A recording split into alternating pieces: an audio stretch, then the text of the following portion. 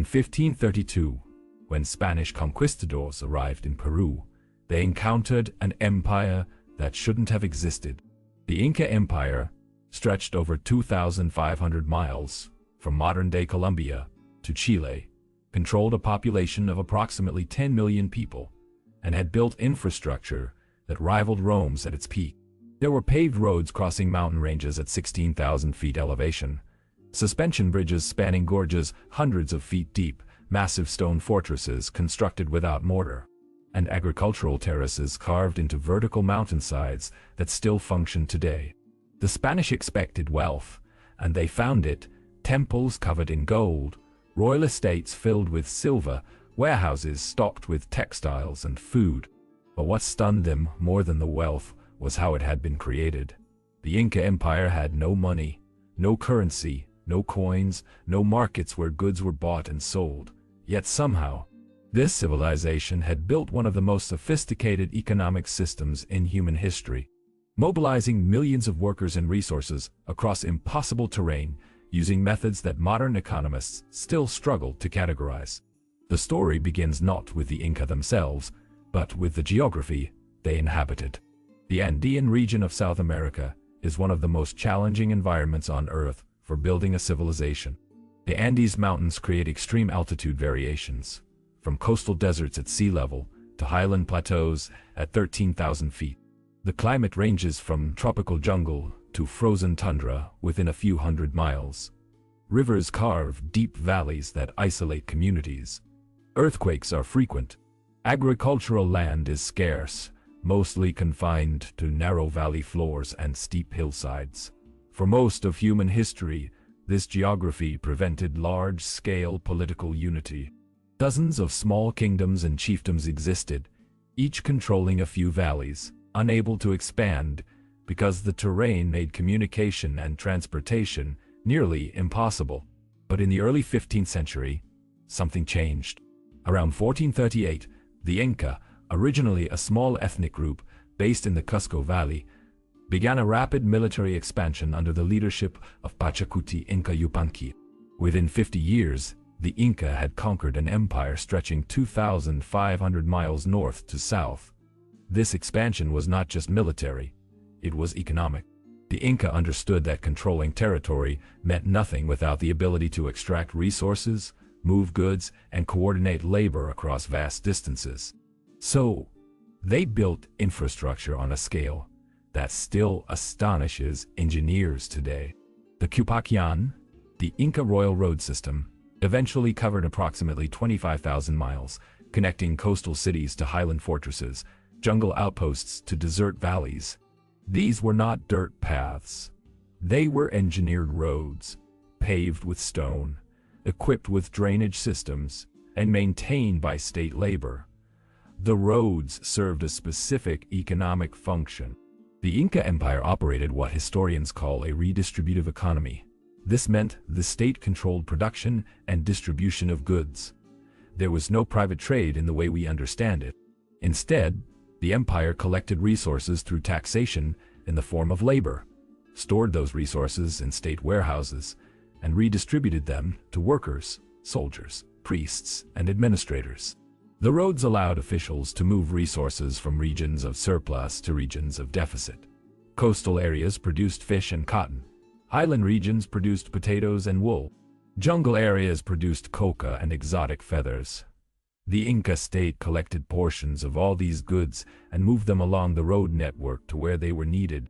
Without currency, the empire relied on physical redistribution of actual goods, which required transportation infrastructure far more sophisticated than anything a market economy would need. At the heart of the Inca economy was the Mita system, a form of labor taxation that remains one of the most remarkable organizational achievements in history. Every able-bodied male in the empire owed the state a certain amount of labor each year.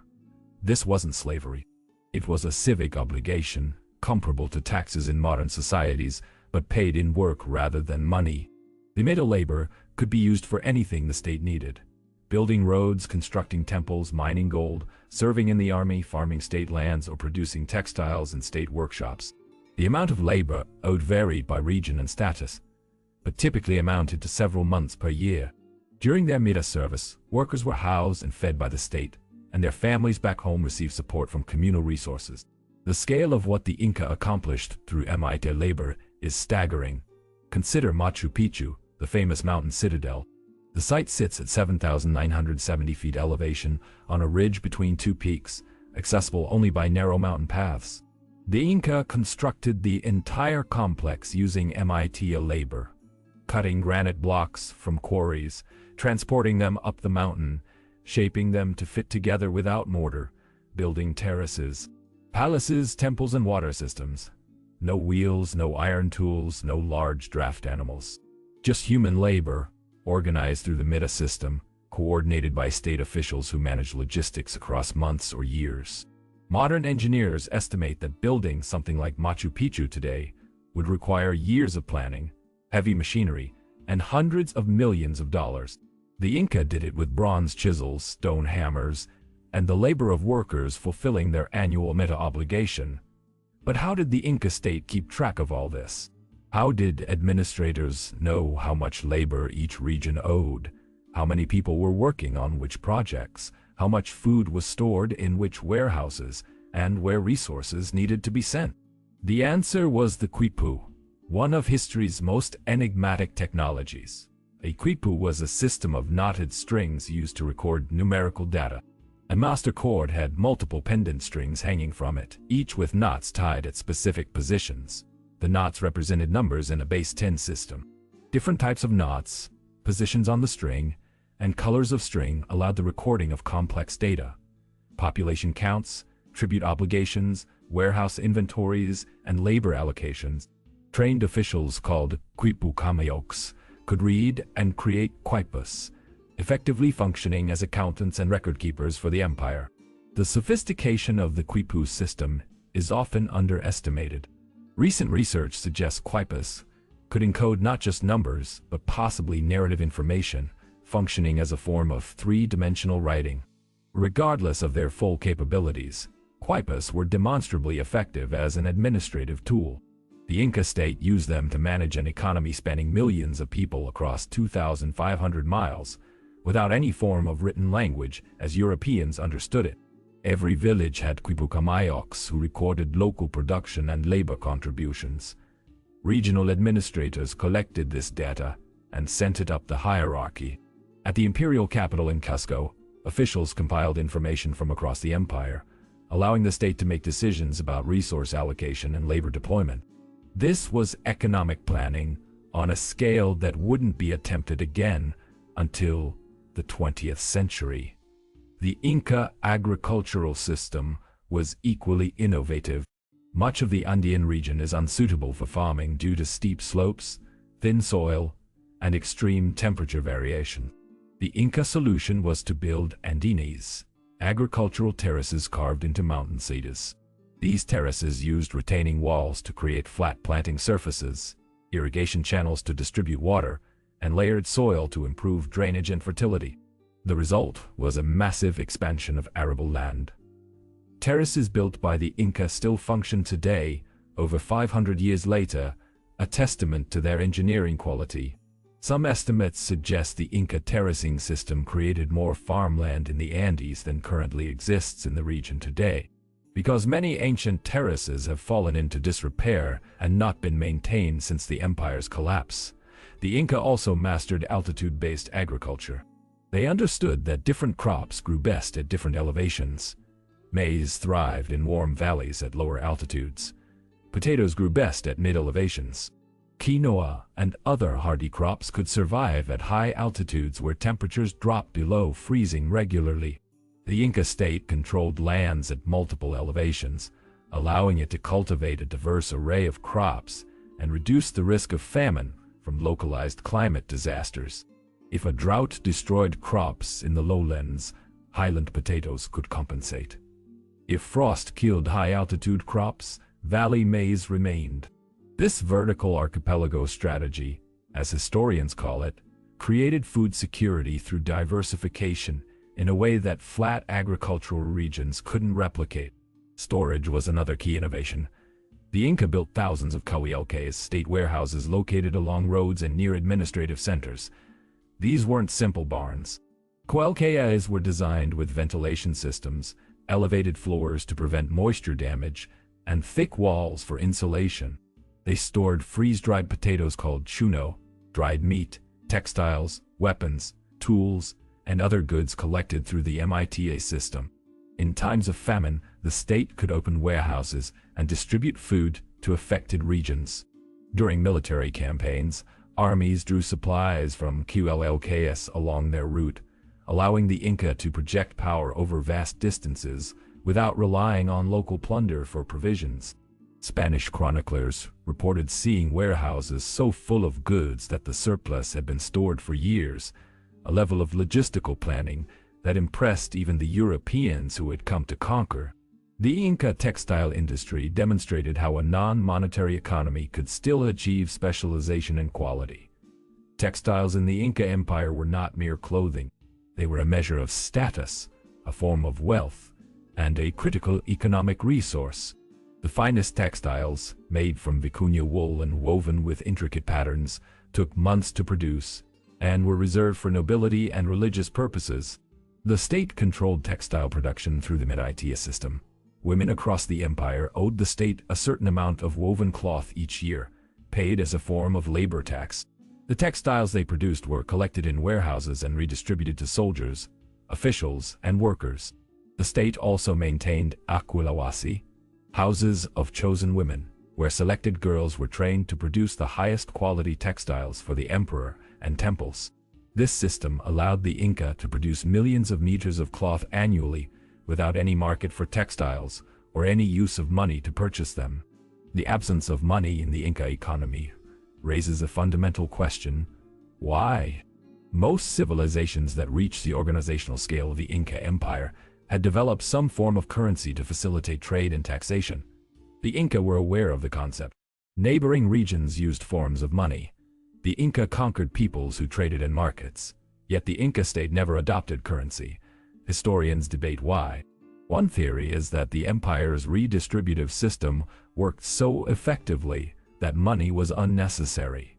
If the state directly controlled production and distribution, currency added no value. Another theory is that the Inca rulers deliberately avoided money because it would have decentralized economic power. Money allows individuals to accumulate wealth and make independent economic decisions. The Inca state maintained control precisely because all economic activity flowed through government channels. Introducing money might have undermined imperial authority. There were, however, limited forms of exchange within the empire. While there were no markets in the Inca heartland, local barter occurred in some regions, particularly among conquered peoples who had used markets before Inca rule. The Inca tolerated this as long as it didn't interfere with state resource collection. Archaeological evidence also suggests that high-status individuals sometimes exchanged gifts, which functioned as a form of elite trade. But these were marginal activities. The vast majority of economic production, distribution, and consumption was organized by the state through the MITA and Quipu systems, with no use of money whatsoever. The Inca Empire's economic system also had a deeply spiritual dimension. The Inca believed their emperor was a descendant of the sun god Inti, and therefore divine. Economic production wasn't just about material prosperity, it was an act of religious devotion. The Mita labor that built temples, roads, and terraces was seen as service to the gods as much as to the state. The Quipucamayaks who tracked tribute and resources were not merely bureaucrats. They were custodians of sacred order. The state warehouses that stored food and textiles were not just logistics centers. They were manifestations of the emperor's divine responsibility to provide for his people. This fusion of religion and economics gave the Inca system a legitimacy that pure material incentives might not have achieved. People accepted the MITA obligation, not only because the state enforced it, but because they believed it was cosmically necessary. The system had weaknesses. The Inca economy was extremely centralized, which made it vulnerable to disruption. If the central administration collapsed, the entire redistributive network could fail. There was little room for individual initiative or innovation. Economic decisions were made by state officials based on information collected through quipus, with limited input from the people doing the actual work. The MITA system, while not slavery, was coercive. People couldn't opt out of their labor obligations, and resistance was punished harshly. The Inca state also extracted enormous resources from conquered peoples, often relocating entire populations to different regions as a form of social control. This MITA system prevented rebellions but also created resentment and instability. When the Spanish arrived in 1532, the Inca Empire was in the midst of a civil war. The Emperor Huayna Capac had died, possibly from smallpox introduced by earlier European expeditions, and his two sons fought for succession. This internal conflict weakened the empire at the worst possible moment. Francisco Pizarro and his small band of conquistadors exploited the division, captured the Emperor Atahualpa, and held him for ransom. The ransom paid for Atahualpa's release was staggering: a room filled with gold and 2 rooms filled with silver. The Spanish melted it down and shipped it to Europe, where it helped finance Spain's rise to global power. But even after paying the ransom, the Spanish executed Atahualpa and proceeded to conquer the empire. The collapse of the Inca state was as rapid as its rise had been. Within a few decades, the road system fell into disrepair. The MITA labor system was perverted by Spanish colonists, who forced indigenous people to work in silver mines under horrific conditions, calling it MIT, but using it as a form of slavery. The quipu system was largely abandoned, as the Spanish imposed their own written records and didn't understand or value the Incas' knotted string accounting. The warehouses were looted, the terraces neglected, and the redistributive economy dismantled. In its place, the Spanish imposed a colonial economy based on extraction, mining silver and gold, forcing labor, and exporting wealth to Europe. The indigenous population, which had numbered around 10 million under Inca rule, collapsed to perhaps 1 million within a century, devastated by disease, forced labor, and the destruction of the agricultural systems that had sustained them. What remains today are the physical remnants of the Inca economy: the roads that still cross the Andes, the terraces that still grow crops, the fortresses and temples built from stones fitted so precisely that a knife blade can't slip between them. These structures are testaments to what a non-monetary economy could achieve with sufficient organization, coercion, and engineering skill. Modern economists debate how to categorize the Inca system. It wasn't capitalism, obviously. There was no private ownership of productive resources, no markets, no profit motive. It wasn't socialism in the modern sense, either.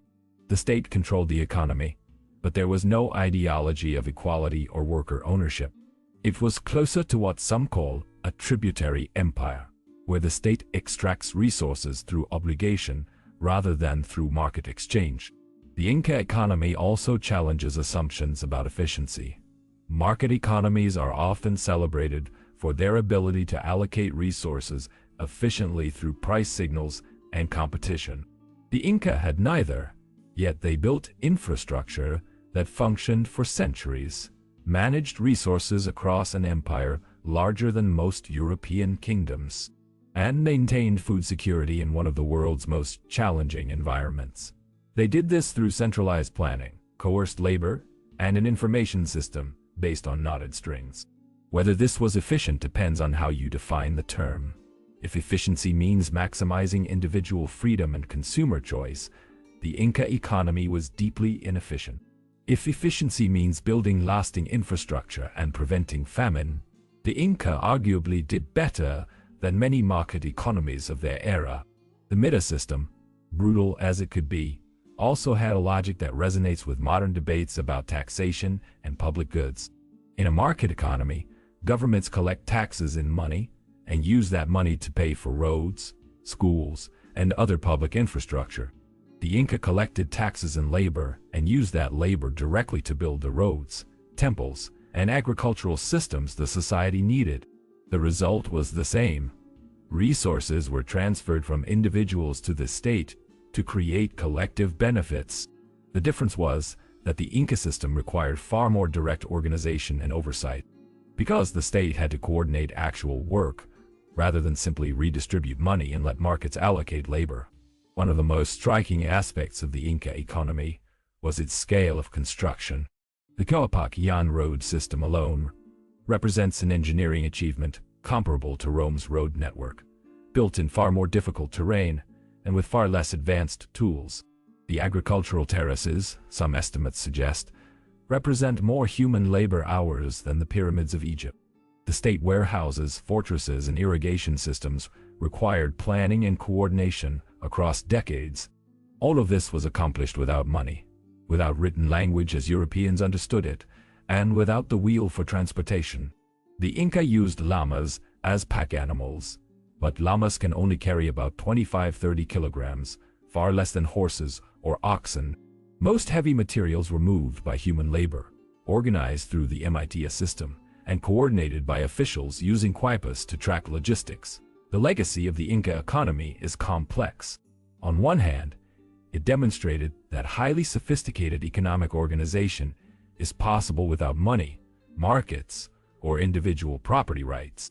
The Inca built an empire that fed millions, constructed infrastructure that still functions today, and created wealth that even the conquistadors, accustomed to European riches, found astonishing. On the other hand, the system was coercive, centralized, and ultimately fragile. When the state collapsed, the entire economy collapsed with it, because there were no independent economic actors or institutions that could continue functioning.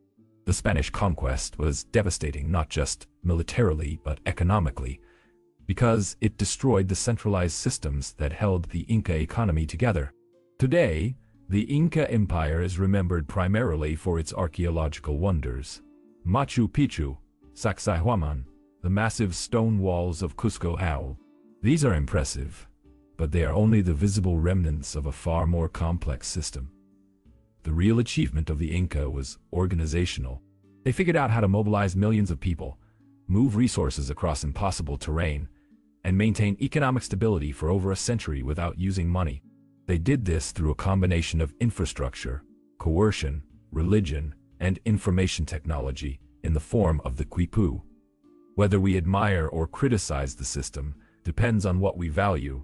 If we value freedom and individual agency, the Inca economy was oppressive.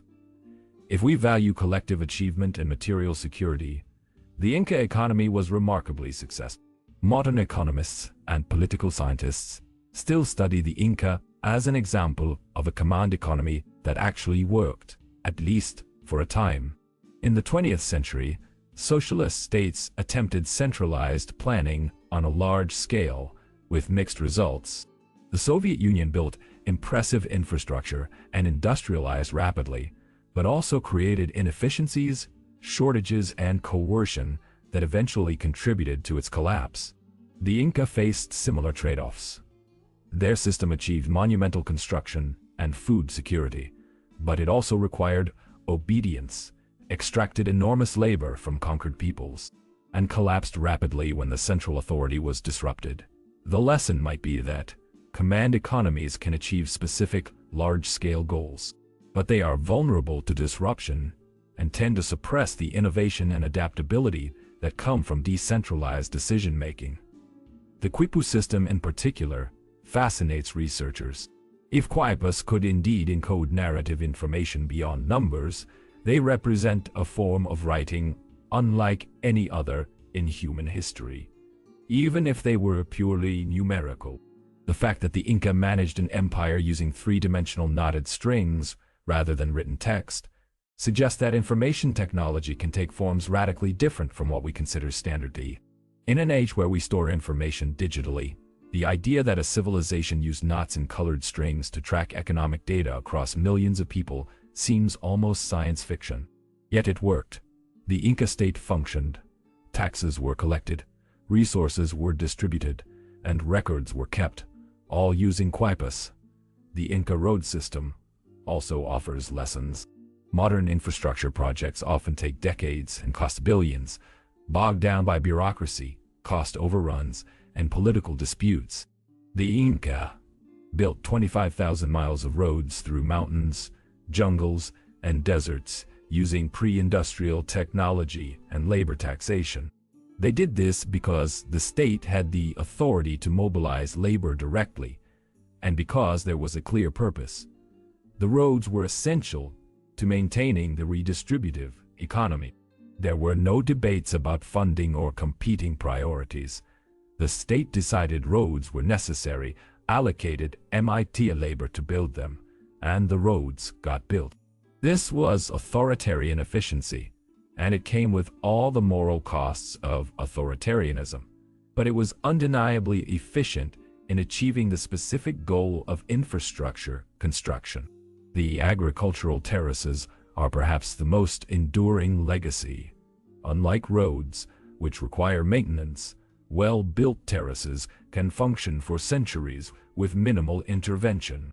Many Inca terraces are still in use today, over 500 years after they were constructed. Some have been restored by modern communities who recognize their value for farming. The terraces demonstrate a principle that modern sustainable agriculture is rediscovering, working with the landscape rather than against it. The Inca didn't try to flatten mountains to create farmland. They built terraces that followed the contours of slopes, managed water carefully, and created microclimates that allowed diverse crops to thrive. This was engineering informed by deep understanding of local ecology, achieved not through scientific method as we understand it, but through generations of observation and adaptation. The Inca Empire lasted less than a century as a major power, from roughly 1438 to 1533. In that brief time, they built an economic system that sustained 10 million people, constructed infrastructure that still awes visitors today, and demonstrated that money is not a prerequisite for large-scale economic organization. The system was coercive, centralized, and ultimately vulnerable, but it worked. The Inca created wealth, security, and monumental achievements using roads, labor obligations, and knotted strings to record it all. When the Spanish arrived, they found gold and silver and took it. But the real wealth of the Inca Empire wasn't in the precious metals. It was in the organizational genius that allowed a civilization to thrive in one of Earth's most inhospitable environments without ever using a single coin. Now tell me, did you know about the Inca economic system? Does it change how you think about money and markets? Leave your thoughts in the comments and suggest other ancient civilizations you'd like us to explore. Don't forget to like this video and subscribe to the channel to support our work uncovering the economic systems that shaped history.